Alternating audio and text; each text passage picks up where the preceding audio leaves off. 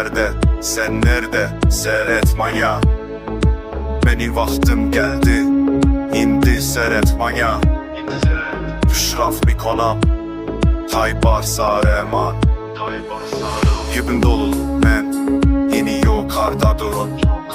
Hokratlar dasteman, hiç kas yolunuz. Göçele soğuk, göremez giz. Kolun yüzü gene yer, bu meni rüz. Kime karışman özüm varın aldım.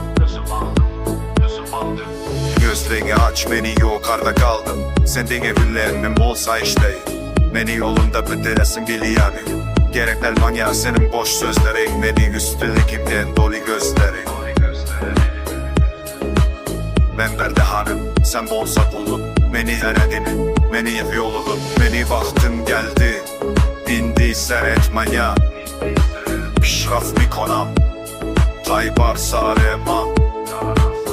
Yibin dolu ben, bin yukarıda duran. Odratlar dasteman, işkas yolun ist.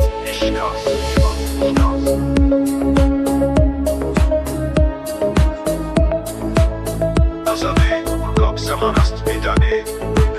Darien horatmana basta. Afena bozor rahat ol hata. Uyara begir, bayek nazar. Afirmam lezzet ayas buğa. Softura, şişme validina. Leziya, edemat ve nafse bala. Man var eke hastam, inaz hada. Sendeki yeman, kanun eman ast. Şas eske yolu yeman ve istan.